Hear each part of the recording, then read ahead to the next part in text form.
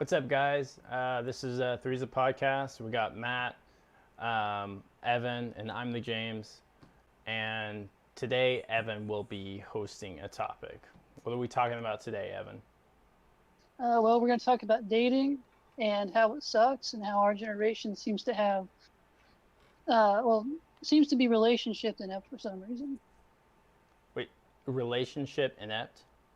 Yes, I mean, it's going to be, I guess it's going to sound kind of cynical. I am I do have some date coaching under my belt, Mm-hmm. and I'm kind of going to go through the bullshit of, well, I'm going to get into pickup artistry a little bit, but, uh, I mean, for the most part, we're just going to just kind of discuss I guess how to have an actual healthy relationship. Okay, okay. Wow. Um, like, are you going to be discussing the issues with social media in that context as well? Well, yes, we do have a big issue with having an instant gratification culture right now, especially with websites like Plenty of Fish and Tinder, Yes. where basically we've just become more and more superficial and shallow. Okay. Okay. Um, I'm also going to kind of discuss some of the rules and some of the, I don't know, some of the things you could probably do to get more dates if you're someone that feels like you're perpetually single. Um, I'm going to touch on that. I don't want to get too deep into that territory because, well, I'm going to be honest. There are people spending hundreds of thousands of dollars or hundreds to thousands of dollars on pickup programs that don't work. I mean, there are guys conning you through, well, the ads are on every social media platform and Pornhub telling you that there's some weird trick that can get any woman to sleep with you. Mm-hmm. And quite frankly, that's just not the case. Um, I guess, I'll discuss from an NLP perspective. There are um, there are words and phrases that do create emotional connections, but I mean, I'm going to be honest. It's pretty much uh, relationally neutral. The same stuff would work between, say, me and my boss to get him to like me more. As Really? I would just use less sexually charged language. Yeah. Um, Okay. you know, but no, I think the first thing that I'm going to discuss is I have a few rules that I've developed over the years uh, that I have studied that have benefited me from some of these uh, from some dating coaches. Right. Um, but I mean, let you know spent money on I've never spent money on a program before. Um, if you want to learn any of this, or if you want to waste your time trying to learn a lot of this seduction stuff, it's freely available on YouTube. Um, but I guess I'm going to get into rule number one, which is you've always got to be willing to walk away. Mm-hmm. Is the number one rule that will allow you to take control of your dating life. Is there's always another one, and that might sound callous, but from my perspective, it's just that much more special that you spend your time with a person. So it's not necessarily a free pass to go and just bang whoever you want and cheat on your uh, significant other. Right. It's really a way for people to step back and open up their perspective to the fact that they don't have to put up with that crap. Right. I think there's a lot of people that are trapped in crappy relationships. Mm-hmm. Uh, you know, um, rule number two, you have got to go out and you have got to put basically, and this is what you're getting if you go to a pickup boot camp, is they will subject you to the stress test and make you get over your rejection anxiety by basically making you approach hundreds of women over like a 5 day period, 3 to 5 days. Really? Okay. So yeah, I'm going to save you the money, and you can just go out and Um, so basically, those two things: get over your rejection anxiety and build up some self confidence. and you've got yourself set. Um, if you want to get into, I guess you could say the whole verbal aspect of it, Mm-hmm. just get on YouTube and search the echo technique, and I guess maybe 3 magic questions. But that's um, really what it's all going to come down to is the vibe that you're putting out. And I mean, I kind of covered how to get into a certain vibe when I Mm-hmm. did the state control show. Right. So feel free to check that out. But no, I wanted to get that out of the way because I don't know, it's a whole aspect of date coaching that really irritates the shit out of me. Um, you have guys on YouTube that they're doing what they call infield videos where they're supposedly going out and there's, oh, look at this technique. And to an insecure guy, he thinks that it's the technique that's getting the girl. It's really the guy's vibe and his approach and his confidence. Um, and maybe practicing a technique like that gives you confidence. But I mean, I just wanted to, I just want to break it all down to that because, I mean, I don't know. I just figured the sooner I could get through this, the better because I know most of us didn't want to cover that tonight. And quite frankly, I don't know. It feels a lot like a waste of time. The techniques feel like a lot of waste of time.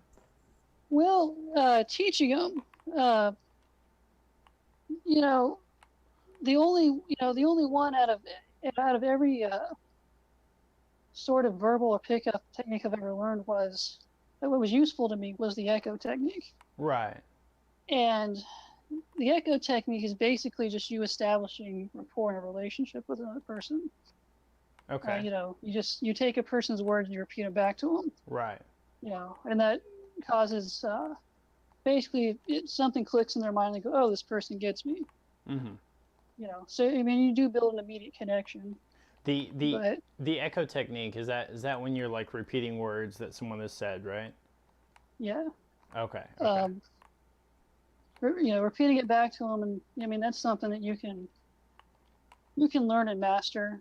Mm-hmm. But Right. um, you know, it's also not something that's going to keep you from, say, getting friend zoned. Right. Yeah. If she's just not into you, you can echo all day and not really get any results out of the situation. Mm-hmm. Okay. Feel like Um, the girl's like, you know what, Matt, go F yourself. And I'm like, yeah, go F myself. She's like, no, I'm telling you to leave. And I'm like, yeah, you're telling me to leave. yeah, well, So like if she it just said, sounded like a bit in the making. Like yeah, I'm like trying the echo technique, but she's literally telling me to leave, and then I'm like echoing that. yeah, like if she just goes, I think you need to leave. It's like, you think you need to leave? Yeah, I think so. She can go, oh, he gets what I'm saying. Fucking go away. Yeah. That's pretty much what's Yeah. going on there. So yeah, so the echo technique will make a person feel heard, but I mean, a lot of people don't get when they get into pickup is they don't get the idea that sometimes she's just not going to be into you, Yeah. and they don't tell you that in any of these courses. Right. That some women are just not into you, and and maybe she could be down the line, yes, but we got to Right. refer back to rule number 1. Mm-hmm. You got to be willing to let it go. Right. And it gets, a lot of guys get into the groove of they just keep punching the brick wall, Mm-hmm. as opposed to going out and continuing to improve themselves and coming back and maybe it works out later. Yeah. I mean, I've definitely seen that. I think that actually makes a lot of sense that makes a lot of sense as like a fundamental rule because I see that all the time with myself and other guys just being hung up on one chick. And Yeah. Yeah. it's Well, and I mean we've all been that guy, so I'm not casting any judgment, but it is a thing where it's like, man, imagine all if you spent some of that time, investing in maybe some other people. Mm-hmm. Yeah, well, that's one of the big secrets too with a lot of these guys that are going out and they're getting a lot of women is it's like, oh, like have you ever talked to that guy that just he's out slaying poon every weekend, and he just goes, Yeah. oh well, I didn't like this about the last one. He's moved on. Now that can be unhealthy if it's Mm-hmm. taken to an extreme, but having that in the back of your mind, that's your healthy out. Is no matter how shallow it is, you can walk away from that relationship for any reason. Mm-hmm. And that principle is completely up to you. And I live with the idea that anyone that I'm dating can walk away from me for any reason. Right. If she's a shallow bitch, then I don't want to date her anyway. I don't want to be in a relationship with someone that doesn't like me. Mm-hmm. Which I think is another that's another issue that we have. I don't think it's just our generation. I think every human being has gone through this issue. Where it's why can't I make this person like me? Mm-hmm. Which is intensified in the pickup community, where basically guys are belittled because they can't make this woman like them. And I think it happens with women too, where they try too hard. Yeah. Yeah, definitely. And if we want to get into the confidence issue, I think both genders can smell desperation off the other. Mm-hmm. Right, and it's not attractive. They say that it's, you mostly hear that about women with men, but I've been to parties where the desperate chick literally goes to every guy in the room. Yeah. And Ty, I think we have an example of that. Oh my God! Yeah. Yes. Not too far away. Woo. Yeah. Yeah. Well, I've seen that example work the room myself, and it is not fun. You work the room yourself. I think we've all worked the room at some No, point. I'm saying, well, I guess I'm sure we all have, but I'm saying I've seen. I guess what I'm saying is your example. I don't know if it's the same person, but I have definitely seen a desperate woman try to work it on every single person, and it just gets less and less attractive. Yeah, which to the point where I actually got frustrated and wanted to give her a call the next day and be like, "Hey, I can fix your problem in 15 minutes." Or I can tell I can tell you how to fix it. No, I can tell you how to fix this issue.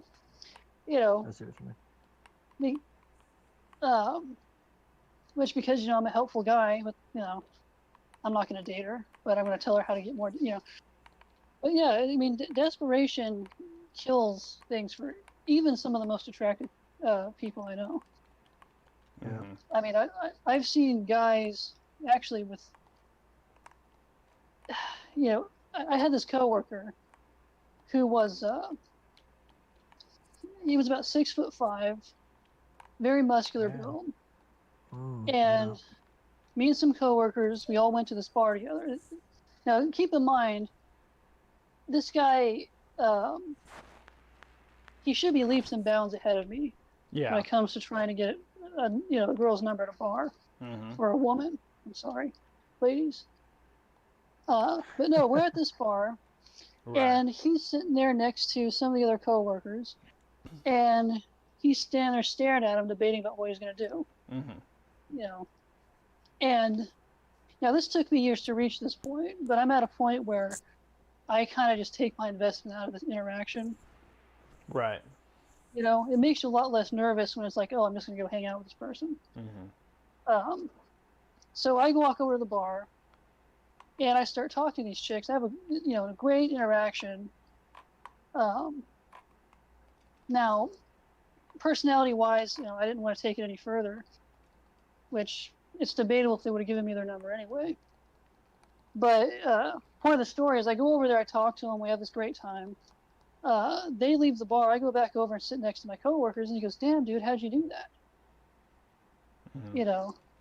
And repeatedly over the time I worked with this guy, I kept telling him, you have to well, I taught him the 3 big rules. Always be willing to walk away. Right. Don't get desperate. Mm-hmm. And well, I guess the second one wasn't really as much a rule as it was kind of a principle. Yeah. But sometimes she's just not into you. Mm-hmm. But or he or she. I'm trying to keep this as gender neutral as possible. Right. Because I watched this guy struggle. From the time I got there, this guy had a woman that he was just full time trying to get with for about 3 months, and she just kept, which I'm guilty of this too, I know, but she kept just treating him like crap and leading him. It was obvious that this was never going to happen for him. Yeah. To the point where she wasn't even really showing interest to him. She was showing interest to all these other guys, and even tried to pull me into the whole drama. But that's another story. I kept telling him, I was like, dude, it's like, you can do better. Mm-hmm. And I basically, I watched this guy violate all 3 rules. It's like, this guy should be doing way better than me. And I've seen the same thing with women. Mm-hmm. Where, the friend that objectively shouldn't be the most attractive woman in the group is attracting all the guys. Yeah. Because she's got the confidence and she's got this whole rock star quality to her. Mm-hmm. Which I also think is a big part of a lot of female celebrities. You wonder why so many people find them attractive. Well, that's why. But Mm-hmm. Yeah. so yeah, I got you. It seems to me like everybody that follows these 3 rules either has more dates or has better relationships, because there's a level of self-respect that they have, where they don't put up with shit, and they can always move on. Yeah. And when you're aware of the fact that you can move on, there's always another one. Your attention isn't focused on this one desperate, chance to get with one particular person. And, now, it can become unhealthy to the point where you're rebounding all the time. But, that's another issue entirely, where it's, I may be texting someone, and, that goes sour. Well, I've got an entire other group that I can move on to, and I can go and hang out with. Right. If they decide they want to reject me, or, from my perspective, until there actually is a decision to commit, there's no reason to commit yourself emotionally, or, commit yourself to a point where you feel like this is the only person you can be with. Right. Yeah. Okay. I got you. I unfortunately have that issue sometimes. Yeah. Well, yeah, I think it's fairly universal. But anyway, I think that's about as much of, I guess, the actual going out and, getting into relationships. And, that's pretty much what I have to say about pickup, just because, I feel like no matter how much I say it's not worth the money, or it's not worth, Mm-hmm. I guess, investing your time in dumb pickup lines and techniques that you basically have to be studied in, some sort of form of influence to understand. Right.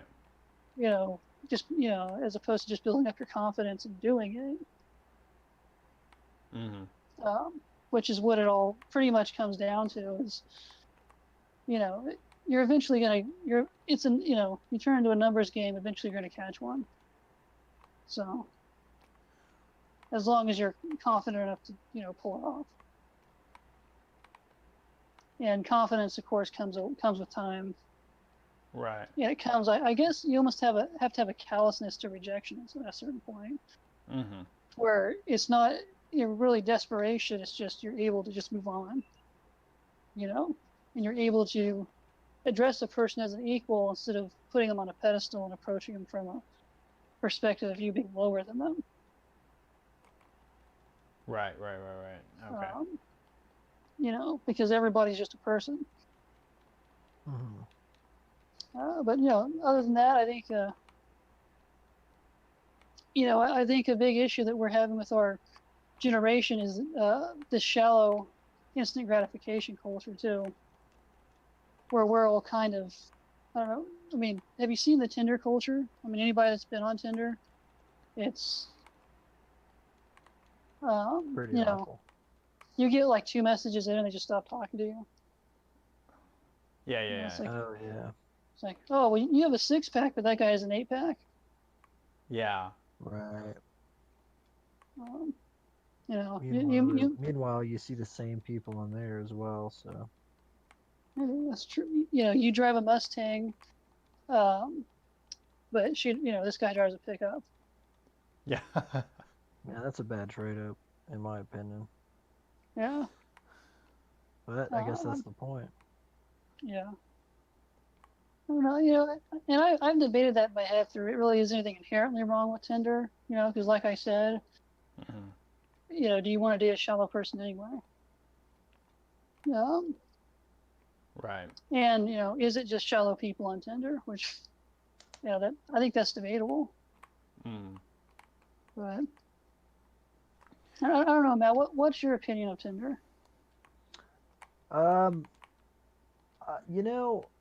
It's kind of tough because I kind of go back and forth on it. To be honest, sometimes I'm like, well, there's really nothing good about it. I mean, do you really want to tell your kids you met on Tinder? That sort of thing. Or I'm like, it does seem to have that bad stigma. And a lot of that's kind of true. But on the other hand, I would say that there's actually some things that there's a case to be made, not necessarily in defense of Tinder itself, but a case to be made for the defense of dating at our age. Because the thing is, it kind of is hard to meet people. Like you meet people, most people like around the area that we live in or around where I live in, it's like you end up getting engaged in college. And because here's the thing, here's where you meet people where you can really invest in them, and you end up, it's like you have school, you have like youth groups and church, but you get to this point where most people our age don't go to church, or at least there's a huge drop off, and then you're not in college anymore, you're not in school anymore. You get to this point where it's like, well, what are my options? Like, you don't want to go to a bar, it's kind of hard to meet people. Right. So that's where I understand where Tinder comes up. It's like it's a very accessible way to meet people. And although it's kind of a crude method, and it's not very precise because it's as shallow as it gets. I mean, you're swiping based on the person's appearance. You can read their profile a little bit, but at the end of the day, most of it is you swiping right based on that. And so, yeah, it's I used to be, so like I said, I go back and forth. Sometimes I'm a little more harsh on it, sometimes I'm not. But I'd say the thing to address out of Tinder isn't to attack people on Tinder or the use of it, because I've definitely used it before. And probably all of us have it at a point or another. And I download it off and on, just because there are times where it's like, shit, like how do I meet someone at my age? It's really hard to do, actually. That's and that's, I guess, part of that is getting out there and getting invested in things and meeting people, but it's not so easy, Yeah. Well, I kind of feel the same way. Like I kind of think of Tinder or other websites like Tinder or Plenty of Fish as like as they call as they do call them pickups. They have what they call the cold approach, which is basically you just filling up to random women, and it's basically what online dating is you're just finding a profile you like, and then you just hit them up. Yeah. And that can increase your chances of landing a date, just because you've gone from your social group to so many that are actually looking for a relationship in your area. So that's where it can be useful. But the idea that we have now, where especially with Tinder, where it's like I expect an immediate response, or I'm just not going to talk to you. It used to be back, in the old like eHarmony and Match.com days, you had you've had a basic almost email structure where you weren't IMing all the time. It said instant messaging. Yeah, yeah. I think that might be another part of what killed part of the online dating scene is it's like, oh, well, you didn't respond quick enough, so we're going to unmatch. Yeah. Or, especially with Tinder. Like, think about how that is a total numbers game, right? So the chances of you actually landing a match are actually fairly low.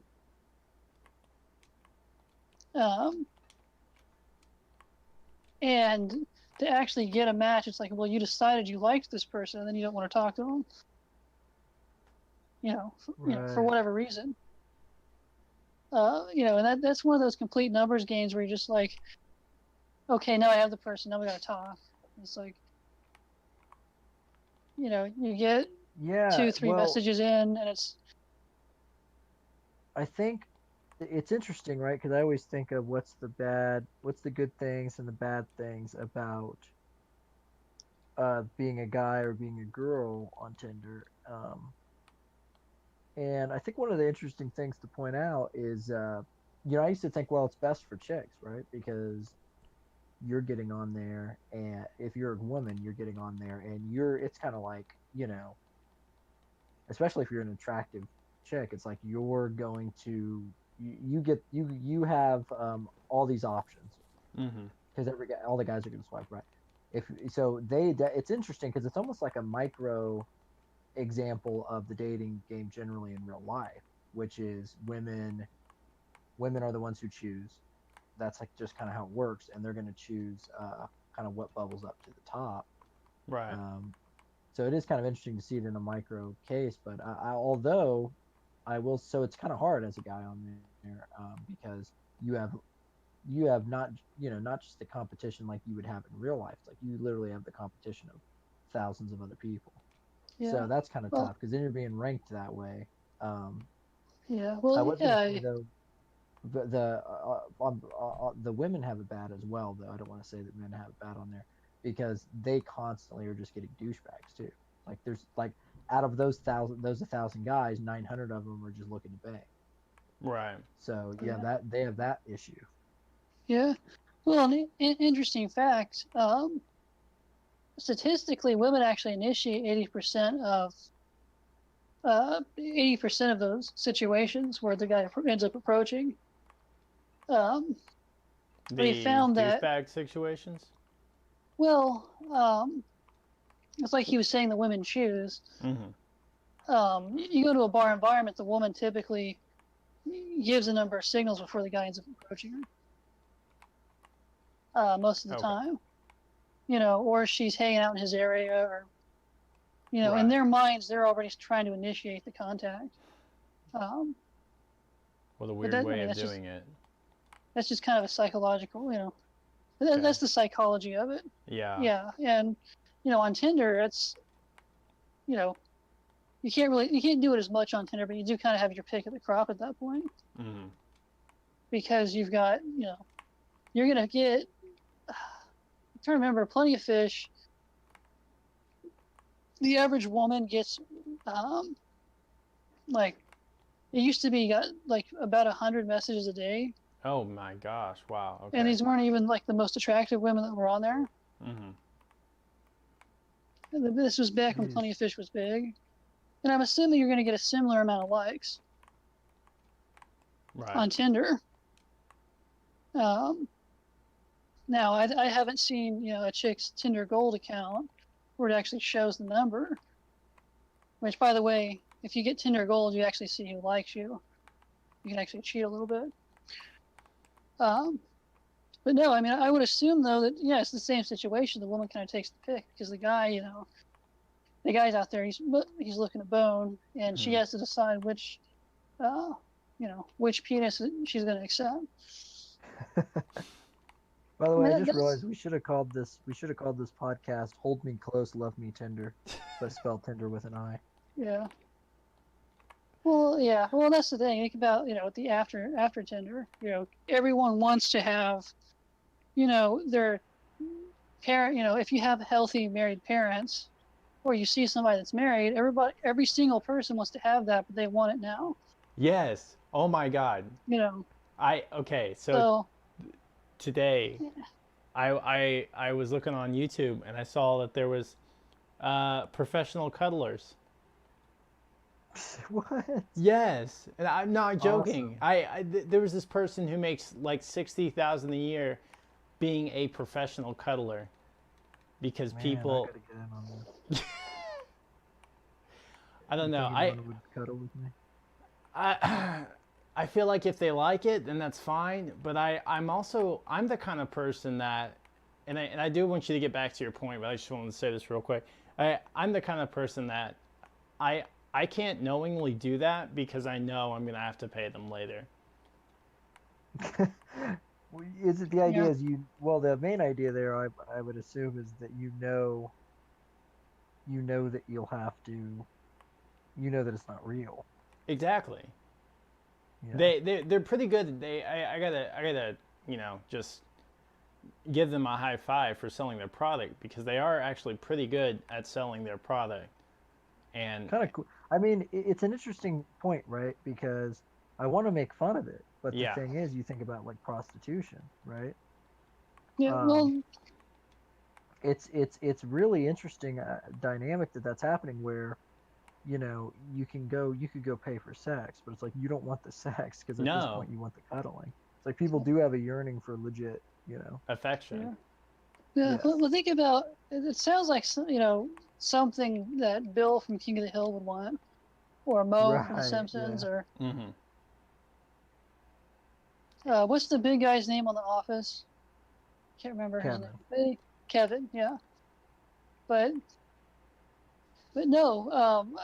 How many couples do you know though that they've dated for 2 weeks and they don't understand why they don't have this amazing solid relationship yet? Mm-hmm. You know, Right. or even upwards of a month. It's like, you know, I know all these people that they dated for 2 years before they got engaged. Right. Which I kind of feel like that's kind of the healthy mark where you kind of figure each other out before you go for it. Mm-hmm. Right. I don't think It kind of anybody should. depends. Go ahead. I don't think anybody should get married any sooner than a year. Like that's my minimum. Right. That's a good. I And think that's definitely a good, like, kind of arbitrary line yeah, to have. yeah. I mean, and that's debatable because I mean, like the first year, you've pretty much got each other down pretty well. In the Yeah. second year, you're kind of seeing if you can maintain it now that you know each other's shit. That's a good point. Yeah. Because I mean, it's becoming real. I mean, after you get married, you learn a lot more about the person. Mm-hmm. Because it's easy to hide stuff from somebody when you're not living together. Right. Right. But and I think that that's probably a big reason why you have couples that move in 6 months into knowing each other, or a year. They just, instead of getting married, or they go through the whole commitment, or anything. I think there's something psychological that goes on with a marriage commitment. Yeah. There's I also think there's also yeah, something about living together as well because Really. well, I think there's two things because the thing about this with living with each other, I was just thinking about this. Like, if you're dating someone, you only have to engage with them when you want to engage with them. Like if you're not in the right mood or you don't want to see them or whatever, which means that most interactions you're having are going to be good Right. because they're voluntary interactions. As soon as you move in with someone, you are having to tolerate this person on a different level. Instead of always seeing them when you want to, you're now seeing them sometimes when maybe you don't want to. Mm-hmm. Maybe you're not quite in the mood. Yeah. And that's when I think things can get bad. And then you think of marriage because some people live together beforehand and then they get married, Mm-hmm. and then the marriage is what fucks it up. And I would say with the marriage, it's interesting too because I think people set these. They're like, I think people think that certain things will fix the relationship. So I Mm-hmm. think they think, oh, if I can just get married, it'll fix everything. And it's like then they well, get married and all of a sudden everything's not fixed. Yeah. well, marriage and children. Oh, that's the next thing, right? Everything's bad. All Yeah, we need is a baby. And then you have this baby in this, yeah. Well, crappy that environment. happens a lot with Well, that gets into the whole I was talking about earlier, where you have people. I guess I don't know if I did get into this earlier, but the whole forcing a relationship to work, where the whole "why won't you love me" issue, Mm-hmm. Yeah. and it's not going to work. But you're just pushing and manipulating and trying to claw your way into keeping it together. and you pretty much know it's going to fail anyway. Right. You know, you're in this whole state of paranoia where you're like, oh my God, what if they meet someone else, or what if they break up with me? Yeah.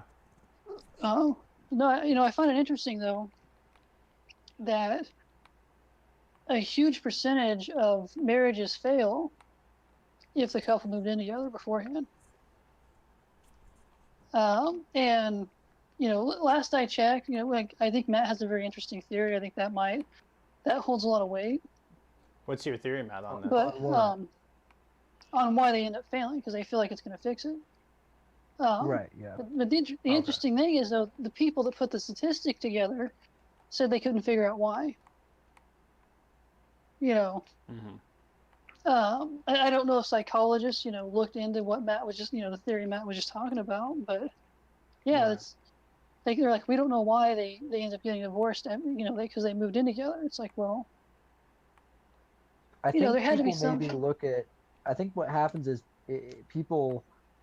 I think about this a lot, right? Is where like there's fundamental things, and I think over time those fundamental things start to look a certain way, and then I think after a while people forget about the fundamental part of it, and they're looking at the theatrics of it. And I think marriage is one of those things where a good marriage comes out of, you know, being devoted and putting the work in and doing all that stuff. But I think some people think like, okay, all we need to do is stand under the altar. They look more at the image of it as opposed to what it represents.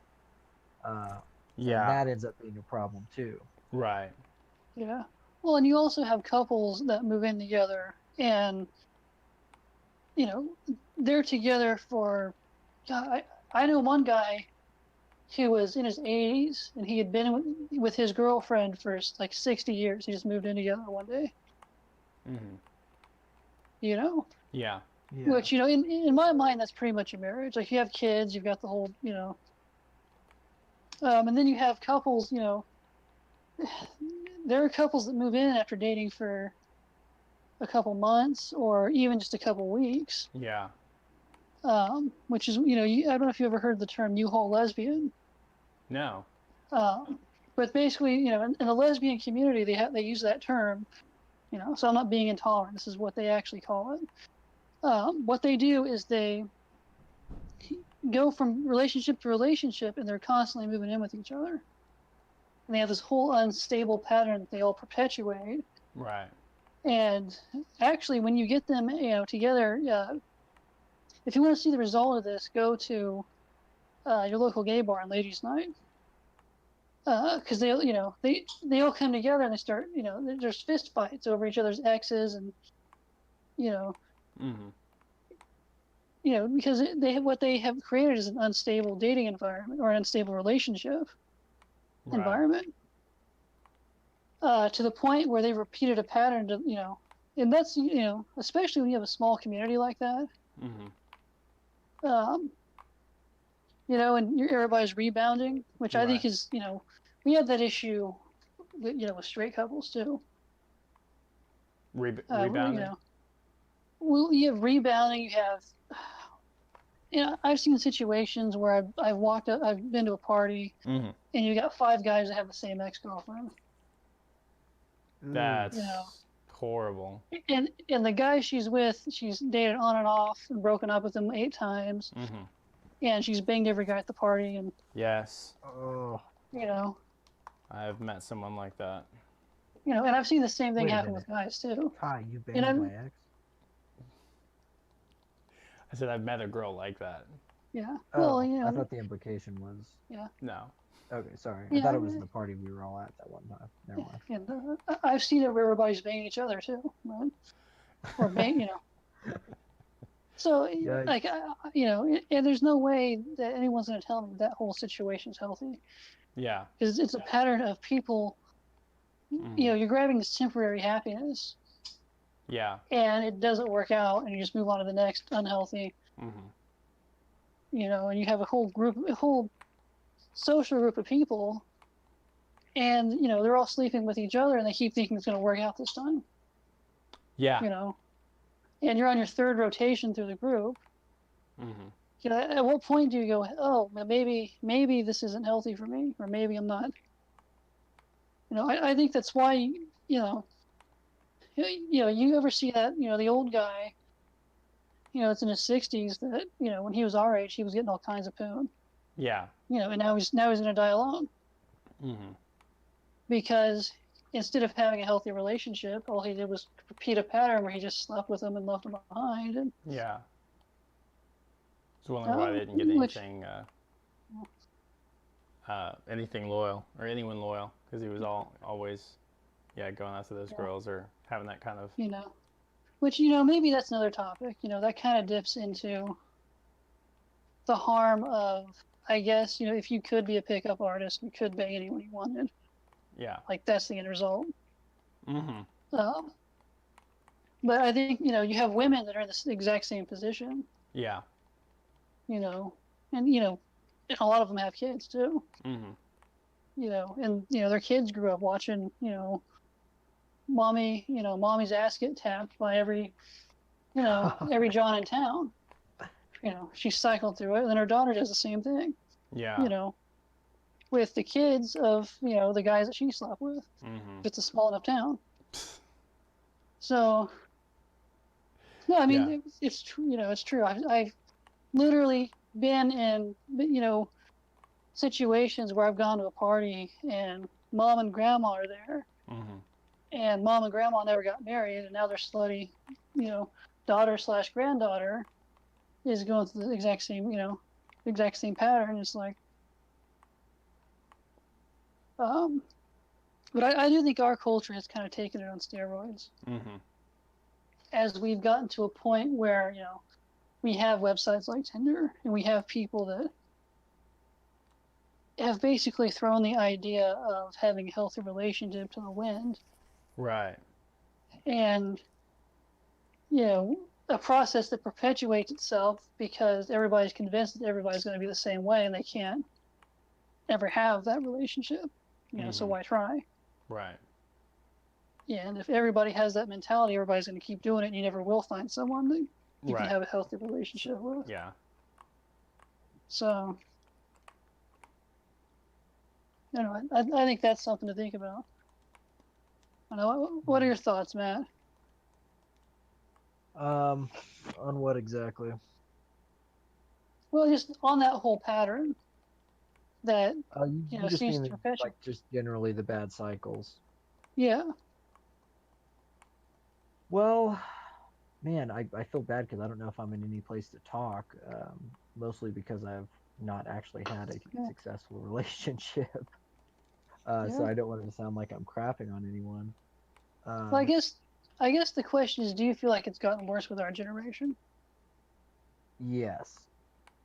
Well, yes, it has, and I would normally say that maybe that's just a perceptual thing, but to be honest, like the statistics are showing it. Basically, I don't know what current divorce rates are, but I do. One thing that I thought was really interesting is that divorce rates have gone up for what? Well, they've gone up. Well, they've been steadily going up for a long time. But one thing that I know, for instance, that is really interesting is that it used to be, 50% of all marriages in divorce or whatever, right? Mm-hmm. And it used to be that religious people or Christians, specifically in America, like devout Christians, it was a much lower number. And over the last decade or so, it's gone up and just matched. It's matched. So now it's 50% across the board, which I thought was really interesting. And I think it's interesting to see that in the religious section now, it's actually starting to, because I would say that Christians maybe generally have a more, or religious people generally have a more, maybe reverent view of marriage, because it's kind of fundamental to the faith. Right. But it's gotten to the point now where it's like I actually seem to see a lot more Christian people getting married and divorced, at least around me. Mm-hmm. Yeah. Yeah. Well, yeah. I think it was sometime around 2013, 2014 mm-hmm. when I saw that it had become the same. Right. almost exactly the same. It might be by perception for us, since we were around a lot of Christians, that it's higher. I haven't actually seen a more recent statistic, but yeah, it was around that time when I saw, 50% across the board. And of course, I can discuss culturally probably why it's that way with Christians, just because of what I saw going to a Christian college and seeing, basically there was an objective of let's just get married, and it being basically a social status almost. Yeah, that's what I feel like it is a lot of the times in the Christian community. That's like their end goal all the time is just to get married. Well, and if you go back to our grandparents' generation, that was pretty much true in the majority of society. Marriage was a social status. Mm-hmm. Well, it's sorry, go ahead. And it seems to have persisted more with Christians, or in more conservative demographics, and I think what you'll typically see with people that are a bit more liberal or a bit more loose. I don't want to say immoral, but a bit more loose with those types of principles, less traditional, I guess you'd say. I just wanted to bring this up because I just searched it because I wanted to make sure I was getting the numbers right. Divorce rates are actually on a downward trend since 1990.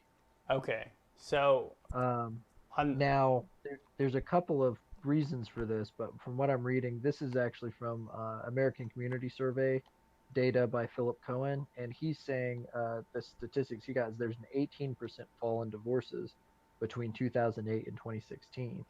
And part of it has to do with the fact that less people are getting married, so that's a big part of it. Yeah. And then the other part has to do with the people who are getting married longer. And his proposition is that the reason is that baby boomers just felt like they needed to get married at a young age no matter what. And our generation, it feels more obligated to take time to finish school and stuff like that before they get married. Mm-hmm. I was going to bring up that note that less people are getting married. That's why I was a little bit confused when you said that there are more divorces. Well, no, and that does make sense. I mean, because you're seeing people get married in their 30s and 40s as opposed to early 20s and late teens. Yeah, what happened to that? Well, I mean, it becomes impractical when you have an entire generation that, or an entire couple of generations that focuses very heavily on education. Right. I mean, you look back at my grandparents. I have a grandmother that got married at 16. My grandpa was 20. Yeah. So that shows how devoted their idea was. And they're still together. Mm-hmm. So they've been banging it out for over 65 years. When she was still a youngling, wow. Did you say she was a youngling? Yeah. Yeah, well, and that also shows how different the principles were during that time. Yeah, well, back there you as kept far as quiet age. when you were banging an underage girl. Yeah. But well, I mean, this was a fairly open marriage. But I mean, I don't know if we want to get into their whole love story, but no, I'm just joking. But no, I mean, you had people. It was like, let's get our kids married as soon as possible. So they're pushing that, and that you can take that all the way back to the 1800s, and people didn't live as long, and they were just trying to reproduce as quickly as possible. Mm-hmm. Yeah. So I mean, there's a lot of factors. You can kind of trace the culture back, and you can see where it lands. Kind of in the Christian circle where we're at, or the religious area, where people value marriage a lot more than, I guess you could say, the average millennial. And even Christians I'm seeing are getting married late 20s, early 30s. I don't know. It almost seems like a healthy mix to me. Me being, I was in the environment that I'm in. There used to be a lot of people that I was around, when I went to church that were like, I'd go to a new church and it was like these are ultra conservatives and they're surprised that I'm single because I'm 25. Yeah. You know, Mm-hmm. it's like, oh wow, like and there's the one single woman there that's older than 22 or 23. It's like, oh, you gotta go meet her. Mm-hmm. And she's typically, because of the environment she's raised in, she feels all this pressure because she's Yes. Oh my like, God. oh, Yes. I didn't get married before I got after I got out of high school, or before I graduated college. It's retarded. Does God not want me to get married? Which that's another thing, another paranoia I'm seeing with a lot of people is maybe God just doesn't want me to get married. Yep. And I know, we're getting to religious argument God, here, but or God does want you to get married. That's even worse, in my opinion. yeah, when I'm just gonna say it. The Bible does address that, and it literally says, just do it if you feel like you want to. Yeah. So Paul pretty much states the opposite, but I personally think that those types of relationships are important. Mm-hmm. And I think there's a huge psychological benefit. And I mean, we have statistics that show that people live longer when they're married. Yeah, because they seem happier. Yeah. And I think that mostly comes down to you guys take care of each other, as opposed to, I mean, a guy is going to sit in his apartment and let himself degrade, and he's going to die. Right. He's going to die at 65 because he doesn't give a shit. Mm-hmm. He's going to be, wearing his, he's going to have holes, so many holes in his pants and underwear that his penis is hanging out the front. And he's got a T-shirt that, from the 1970s, with, it's, dirty as hell because he was using it as a napkin, a week before. Okay. Man, that was specific. Well, I don't think he meant a cum napkin. Hey, I no, didn't. Hey. no. That's what I was thinking of at first. No, but I'm just saying that when the old joke that guys that men need their wives, that's that's kind of where every guy's going to go, because you're going to reach a point where you just don't care. Right. And then with women, they just start collecting cats and Oh my God, yes. weird exotic dolls. Oh, Something I to don't love understand what it is with girls and animals. They need something to love them. I'm Yeah. guessing so. I've noticed that there's an interesting thing, a link between girls and animals, especially girls who are single. They, for whatever reason, I'm not joking. I'm being serious. No, I noticed it as well. Okay. I'm really glad you said that, because it makes No, me. because it's okay. Because here's the real deal, and I don't know how to say this without sounding misogynistic. No, I think this can be true for guys too. But I will say this: women generally are more. So guys, when it comes to the physical realm, are mostly interested in sex. Right. Not to say they don't want cuddles and they don't want someone to be with. I get that. Like women really like the cuddle thing and the Oh man, I fucking love the cuddling. loving thing and the touching thing. Yeah, like I said, women. So Yeah. I'm just kidding. I'm with you on that one. Uh-huh. I might have to get a link to that cuddle club or whatever. So anyway, but women, I think that they really need that kind of connection with something. And so it sounds bad. I know I sound like an a-hole, but and also women like to take care of people and things. So you have cats. It's like something for them to take care of, something they can cuddle with and cry to sleep with. Yeah. Yeah. Well, I mean, I dated a woman who was older, and she had a cat. Now, she literally treated this cat like a baby. We'd be at her house watching a movie, and she's got the cat wrapped up in a blanket like a baby, and she's just like swaddling it, like holding it exactly like you would an infant. And the cat, every time would just give me this pissed off look, like, "Please save me." Yeah. This one was a little older, but it's I really think there is something psychological that goes on. Uh, Yeah. you, I it's guess that's the probably thing, though. Maybe it's misogynistic to say that.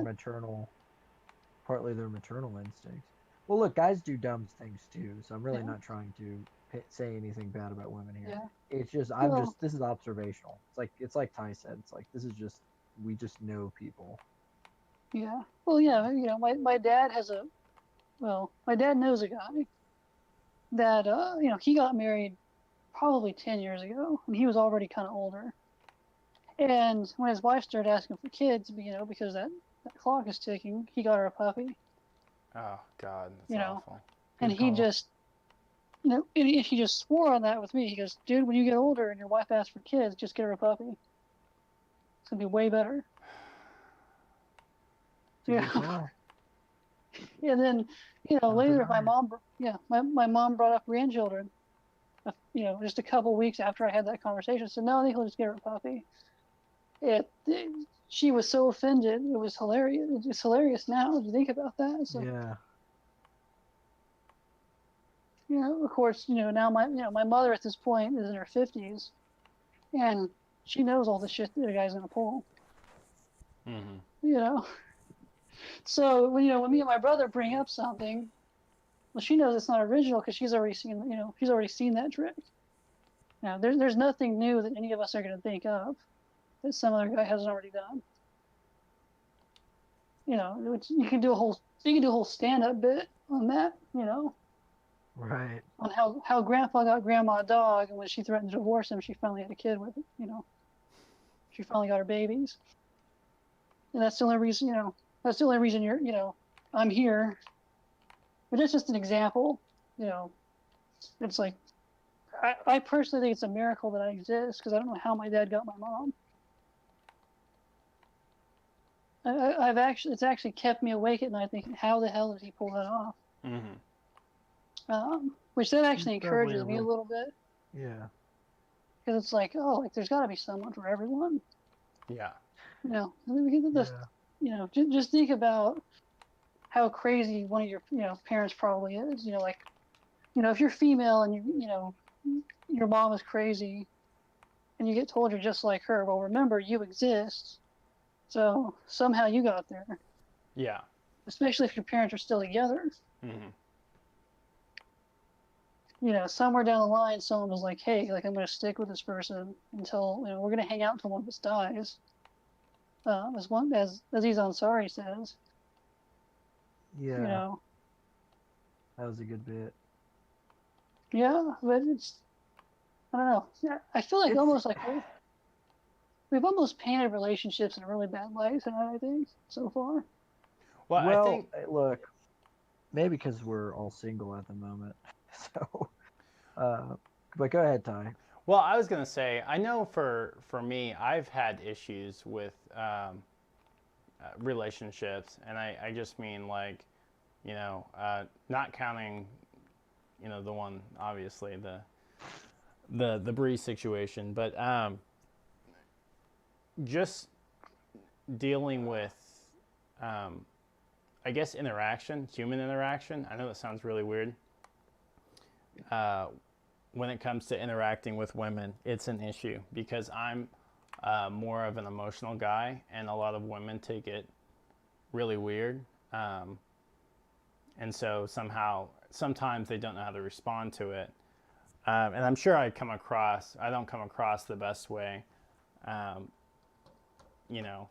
And so I feel Yeah. like a lot of guys are going through that now. And I know, like, um, I guess the feminism situation is not helping with that either, as far as how to go about approaching women and stuff like that. And so I know that can be a great deal in how we respond, especially when it comes to Tinder or Facebook or whatever. Um, and I feel like those, because of the issue that guys have when approaching women and stuff like that, I feel like that takes a toll on the way we respond in social situations, but and on social media as well, especially with dating apps. Yeah. Right. Well, and I have ADD, Mm-hmm. and that causes me I have my own set of issues there. Yeah. Because a lot of times it gets taken as disinterest. Um, Yes, I understand that. to the point where I literally have to say at a certain point where it's like, look, if I'm hanging out with you, I'm still in this. Like, I'm still interested. Yeah. You know, my mind just goes to really weird places that you probably don't want to know about. Mm-hmm.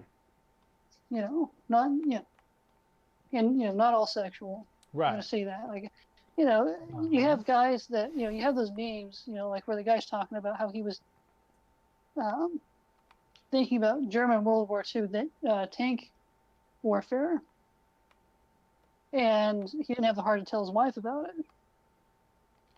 Yeah. Yeah, that's kind of where I'm at, except it gets really weird, you know, especially as someone that is, you know, into, you know, psychology and self-improvement and that, all, you know, there's some really weird shit that my mind comes up with. And, Right. you know, something you gotta understand is sometimes it's better to complete the thought loop than to try to discuss it, because I'm going to take you down a weird, you know, there's going to be a whole rant that you're going to have to sit through. You know, if you Right. make me tell you, you know, where my mind's at any given moment like that. But no, like I'll get distracted while I'm, you know, while I'm texting or even on a date. Yeah. You know, and that seriously just, you know, it can screw with me. Which, you know, honestly, you know, for me that screws with a lot of first dates for me. It's like, oh, I don't think you know, I know what's going through her mind is probably, well, he's just not into me. Right. When it's really just, no, like I just keep going to weird places. I keep zoning out, or Right. Yeah. I got you. which I don't know. I kind of feel like I need to get that out there too for anyone that's dating someone with ADD. That it's like, you know, they don't have. It's not disinterest. It's something that their mind does that they can't really help. And the fact that they're hanging around basically means that they are interested. Right. Because people with ADD can become very devoted to a relationship if they're allowed to be. Right. Yeah. You know, What do you mean if they're allowed to be? you know, if you allow them, if you continue to match them and move forward with the relationship, they will become very devoted. Which, you know, I guess, you know, you get the psychology of the hyper focus. Yeah, like you can become their one person. It's really, you know, it's really not that hard. The issue is that can be taken advantage of a lot. Which is, you know, why rule number 1 that I discussed earlier, that became an issue that was an issue for me to learn for a while. I guess, of course, you could always have, you know, the opposite end of the spectrum where the guy can't focus on a relationship and keeps, you know, going, you know, have a pattern of going from person to person. But I don't know. I just figured I'd get that out there, you know, dating with a condition like that. Or I just read an article on dating with autism. Really? Which is, yeah, where you have people that take things very literal, especially with women. From what I've studied, where they will, you know, you say they're going to come over to Netflix and chill, and they take it literal, and they're not expecting sex, or they don't know how to read the signals, or they struggle with a lot of times with the nuances and the subtle aspects of dating. Yeah. That most people find completely obvious. I got you. Yeah. Which, you know, I think that's, you know, the title of this whole podcast, Dating Sucks. Yeah, you have some sort of social issue like that, or some sort of mental disorder. Yeah, there's a lot of, I don't know, there are so many things that go into a relationship and trying to connect with another person, but I think a lot of people don't even, I don't know, it kind of hits you like a sledgehammer, because everybody's got their baggage. Yeah. That's the big thing I'd like to talk about. Is the baggage issue. I think one of the biggest issues with relationships isn't that people well, okay, it actually is. It's actually part of the same thing we talked about earlier, where people get into a relationship and it's like they should probably spend a year before they get married so they can figure the person out. I also think you should spend time before you get into the relationship anyway, to figure yourself out. I mean, I got into a relationship when I was like 18 or 19 that lasted for 3 years, and by the time it ended, I was just not the same person at all. I just had totally different views on the world. And so, and also when you're going into a relationship, you have all this baggage. And that's the problem. Here's what I really have been thinking about. You need to sort that shit out before you get into a relationship, a serious relationship, because all it's kind of selfish because all you're doing is bringing your problems and dumping them on this person and being like, oh, well, now you have to deal with this. Yeah. Now, but so for a long time I thought, okay, I should just need to work on myself to become the best person I can be, and then I'll be okay to be in a relationship. But then I'm like, okay, well, where's the line? Like, how perfect do you need to be? Yeah. So I started realizing, like, the real key is you should take care of certain things, demons and things you have yourself, and deal with those. But there's some things that you also can work on with someone. You know what I mean? Like sometimes you might need that other person as support to work on certain things. Right. And so what I mean by this is I'm not saying, like, what I mean is, like, if you're an alcoholic or something, you probably should figure that shit out before you get into a relationship. You know what I mean? Mm-hmm. Or like if you have a drug habit, or if you have violent anger issues, it's like go see a therapist and work that shit out, because there's no reason you should be bringing that to someone else's life. Right. But if if you have an issue, for instance, where you're not very, you're trying to be more social, you're not a very, you have social anxiety or something, I think that's something where your partner can actually help you in that instance. They can kind of be someone that you kind of thing you can lean on, um, while you figure that out. So obviously I'm not a guru here. I don't know the ins and outs, but just something I think about a lot, that I see a lot, right, is that people they don't figure themselves out, and then they get into a relationship and wonder why it falls apart. It's like, Mm-hmm. you should figure your stuff out first and be comfortable with who you are and what you're interested in and all that stuff, and then then seek out a relationship. Right. Yeah. Well, see, all that all goes back to the whole issue of self-reflection, Right. where you know some people don't even know, they don't even realize that they have an issue Mm-hmm. for years. That or they don't acknowledge it, or they blame the other person every time. And I think especially when you have a pattern, you at a certain point you got to realize there's an issue you have that you have to deal with. Because it may not even be that you're dating the same person over and over again. It may just be that nobody can handle the issue because you keep pushing it too far. Right. You go through a cycle where every person you date has to deal with it, and they react the same way. Yeah. They could have completely different personalities.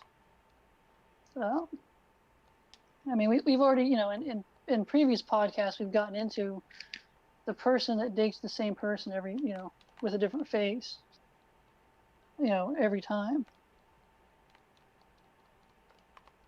Uh, but no, I mean, that's completely valid. Um, you know, I think especially as we get older, we acquire more baggage.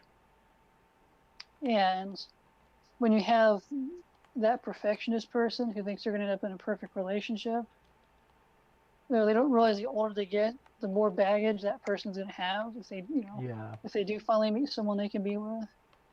And I think that's an entire lesson in and of itself, is the perfectionism that some people have.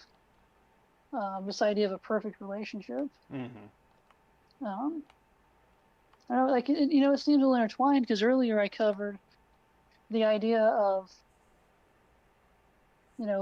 people that want to have their friend or this other person that's been married for 20 years. They want to have their relationship, but they want to have it in 2 weeks or 2 months. Yeah. So, it's all intertwined because you have that whole perfectionist idea. You don't know the shit they go through day to day. Right. Yeah. You don't know what fight it is that they have, every year or so, because there are some couples, there's stuff you work out and there's flaws in a person that you never work out that will piss you off every time. And you will have that same fight repeatedly. And you have to decide, is this what's going to break us, or is it worth it to stay with this person? Because some things are just ingrained personality traits. It's like, I hate the way that she eats her peas. Up to the scale of, she was traumatized, and there's just, it's annoying that we can't go and do this. Or, there's a million different, there's baggage and personality traits and quirks, and, there's not a single perfect person that I've met yet. If you're perfect, give me a call, or shoot me an email. It's usually in the description, and let me come and evaluate you. Because I've never seen it. That would be great. The Three's a Podcast perfect contest, judged by Evan. Yeah. What's the name of that guy that has the $1 million prize for psychics? The Amazing Randy, James Randy. Yeah. I'll give him a call, and I'll ask him if he'll add that to the list of things, of the person that's supernaturally perfect. Well. Because, there's plenty, there's plenty of women I've dated where it's like, they're not, of course nobody's perfect. And it's like, there's some people that obsess over their imperfections to the point where it turns into a breakup. Yeah. Because it dominates their life so much that you can't handle it anymore. And then a lot of times they attribute it to that issue when it wasn't the fact that they had the issue, it was the fact they kept obsessing over it. Right. And I've been in that position before too, but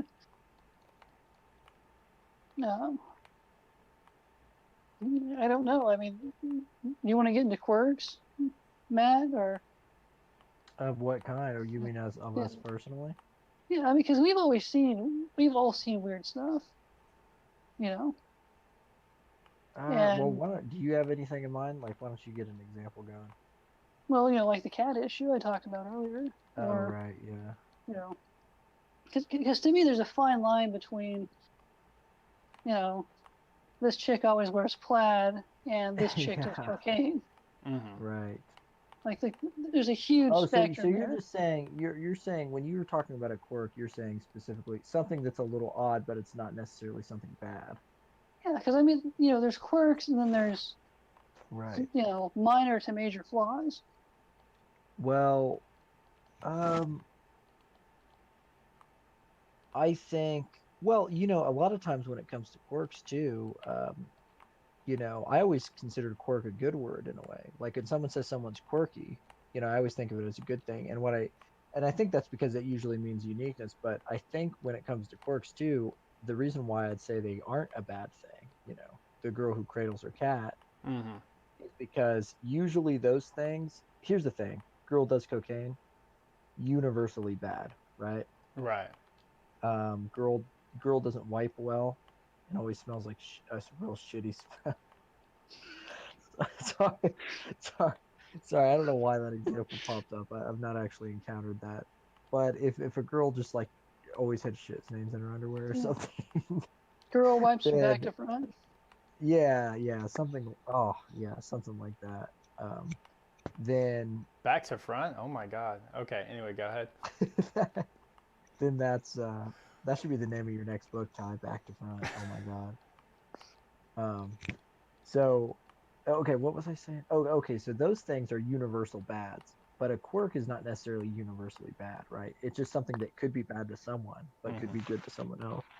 So the cat thing, someone else could also have that same type of thing with cats, and they just want to, treat their, they just want to have their little cat babies, and it's all those people creep me out. Let's be honest.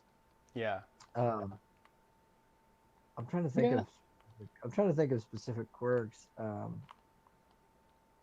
Oh, you know what? Here's an interesting one. I was thinking of this recently, where it's actually something that can go from quirk to.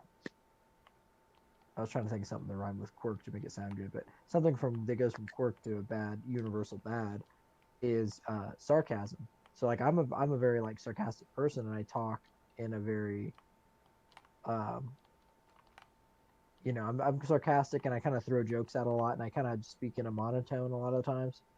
Um, this is something I've noticed in myself after noticing it in other people, which is I like sarcasm. I like being around people who can joke around with me and who can make little comments and roast people and stuff like that. But there is a certain line where when someone's like that all the time to where they can't ever actually give you a compliment or they can't actually say something nice because they're so entrenched in the sarcasm that it goes against their character almost to do it. And I've noticed I've been that way sometimes where I'm so sarcastic and stuff like that that I end up being disingenuous. It ends up sounding disingenuous if I try to be complimentary. Um, but I've noticed it. I've noticed it. Before there's some people where it's like, man, it'd be nice to get an effing compliment from this girl, once in a while, as opposed to it always being like sarcasm. Mm-hmm. So that's something that I actually like a girl to be that way to an extent, but I also think you got to be careful. You don't want to be.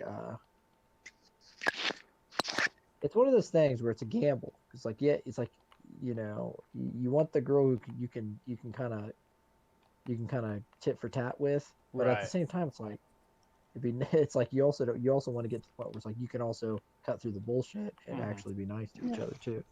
It's like, oh, nice dick. It's so big. Exactly. Yeah. Yeah. It's I like, don't know oh, why that came up. I like these flowers so much. But Mm-hmm. I was just trying to think of the most You insulting sound like sarcasm you you sound like Clyde from South Park. Is that what you're going for? Actually, I wasn't, but I'm just like, I'm just thinking about this whole, because I'm very sarcastic myself. Yeah. Um, but I would obviously never take it to that point. It's like, oh, I love your makeup. You totally don't look like a clown. Mm-hmm. Because that's straight up being a dick. But then there's also, you know, you know, more innocent sarcasm where it's like, it's so awesome, that my car broke down. Yeah. I mean, I have a very sarcastic sense. I also have a very nonsensical sense of humor, where I'll start a completely nonsensical conversation with somebody, and if you don't get that it's nonsense and that I'm not crazy, then it's probably not going to work out. Mm-hmm. When I start talking about the goblins in my closet that keep stealing my socks, if you take that serious, it's probably, you're taking the interaction too serious, because that's just always been my sense of humor. Right. It's like, I swear I'm not cheating on you, honey. Mm-hmm. I was out killing vampires, when I only went to the store to buy milk. Yeah. Right. It's like, yeah. That's why what's your least favorite quirk? I really don't know. Oh, you know what? Yeah, no, I do. It's when I'm talking to a girl and she is or she's on her phone. I hate that so much. Well, we've talked about that once before. I can't remember what podcast it was, but I know we were talking about. Yeah. That's actually bad with everyone our age, but I will say with dating, yeah, that's a big issue. Mm-hmm. It's frustrating. It's awful. It's like, yeah, it really is. Yeah. So. Well, one of my favorite jokes about quirks was according to Jim, Mm-hmm. when he's talking about his wife, and she goes, he's like, every time She eats a peach. She cuts it up into little cubes, and she takes a toothpick and just eats every cube one at a time. And he just talks about how it drives him just completely nuts. Mm-hmm. I'm just like, Right. and to me, I'm just like, looking back, I'm like, yeah, that's relationships. Like that entire rant he just went on. I lived with this guy a couple of years ago, and he kind of, a very common phrase between him and his wife was, um, you drive me fucking crazy, but I love you. Mm-hmm. And That's cute. they were two very flawed people. I'm not going to get into all their issues, but they were managing to make it work. And it's like, how do we have all these, these perfectionist people? It's like, oh, well, I don't like the way he eats his M&Ms. Like almost Seinfeld level. Seinfeld used to be, part of the reason Seinfeld was as funny as it was because it, it was an exaggeration back then. Mm-hmm. Now we're at a point where people are so shallow, some people don't even get the joke. Yeah. Like, you might even find people that agree. It's like, oh yeah, like, if she has man hands and she goes at a lobster like that, I just can't date her anymore. Yeah. Which, for all the millennials that haven't seen Seinfeld, that's a real episode. I'm sorry. H3 did a whole rant about this episode of Seinfeld where people didn't get that it was. Mm-hmm. Right. Well, how long have we been going? 2 hours? We're going at hour 47. Yeah. You want to even it out, or? It's up to you sure. guys. Well, I thought maybe we could wrap it up, do some closing statements, maybe. Yeah. Or you know what I mean. Yeah, that's totally fine. Also, happy Memorial Day to you all. Hope you guys find some dates. And if you need to do Stolen Valor to do that, if you need to dress up as a military man to get some poon, I endorse that. I mean, that's the most American thing you can do. So that's God fantastic. Bless you, God bless the troops. God bless the poon. Happy Memorial Day. I'm sorry. I don't know why. No, that's great. I apologize. Nothing I'm saying reflects the views or opinions of the Three's a Podcast Network. So, but I know Ty was on board with that. Heck yeah. Yeah, no, I am on board with that. That's totally fine. No, yeah, I think I've pretty much said all I've needed to say. I'm really glad that you did this topic. I feel like we should do a part 2 almost. There's so much to talk about. Yeah, there is a lot to talk about in quick succession, but it's just a topic we can probably revisit in the future. Yeah. No, I'm sure we definitely will. But yeah, no, those were just my thoughts on just my thing was more about social media and stuff like that, and then the way guys I guess come across and the way girls view them was kind of my whole issue, just because it seems a lot harder like as an adult just to communicate, so but anyway, yeah, that's it for me anyway. I think I don't know if I have a real statement other than more of just or anything real positive. I do feel like I've sounded negative the whole time. I think that people, relationships used to be more simple because it was a survival thing. Mm-hmm. As the world gets more simple or more complex around us, ideas of psychology and all that, and ideas of expectations on relationships and all that gets more complicated. And I think that sometimes is the problem. Right. But, And I do think there is an issue with I want it now culture, swipe right culture, and that can be a problem. But I'm optimistic. I think our generation and the generation below us are pretty smart, actually. Mm-hmm.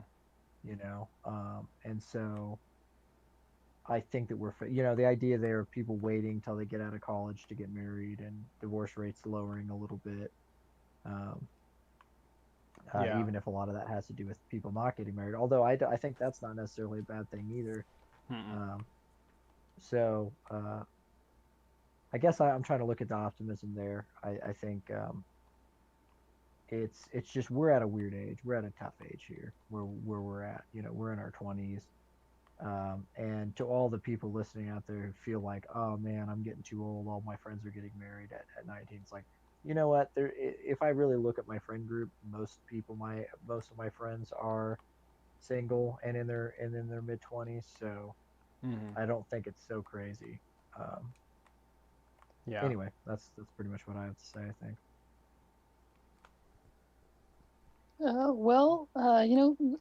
I guess, in closing, the reason I wanted to get into this was, I don't know, it's a very relevant topic.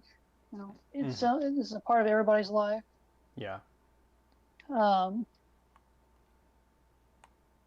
I guess the takeaway, as a coach, as someone that, I do, I do offer relationship coaching, but I don't, I wanted to basically get my views out there as far as, you know, as far as pickup goes, get that out of the way. I guess, in closing, remember, I have, my list of rules, which is, you always got to be willing to walk away. Mm-hmm. Rule number one, like, you don't have to stay with anyone for any reason, and they don't have to stay with you. Yeah. And look at that more optimistically, as opposed to, just as an excuse to be shallow. Rule number two is, there's someone for everyone. You have to put yourself out there and go out and meet that person. Build that confidence up. And Rome wasn't built in a day. You can't have the same relationship your friend has that's been married for 2 to 5 years. In 2 weeks to a month. Or even within a year. That's probably not going to happen for a while until you built that up. And I mean, if you have any questions, about some of the stuff I discussed when it comes to, I did get into things like approach anxiety and, a few different dating techniques. Go ahead and shoot me an email. I think we're going to put that down in the description. Yeah. But go ahead. Nobody's perfect, and we've spent, I think, we're all in this together. So, just take what we talked about tonight as kind of, I guess, encouragement. Everybody's going through the same thing, and we, I guess, collectively as a generation have to start to kind of correct some of these issues that we're having. Yeah, I think that's all I got. Cool. All right. Yeah. Fantastic. Well, guys, I appreciate you for watching. And again, this is the Three's a Podcast. Evan Reida hosted this. And his email is Evan Reida. I'm sorry, reidacoaching@yahoo.com. That's correct, right? That's right. Okay, cool. And that'll be in the description if you have any questions or you want to hit him up for, some life coaching tips or whatever. But anyway, thank you guys for watching again, and I'll see you guys in the next video. Perfect.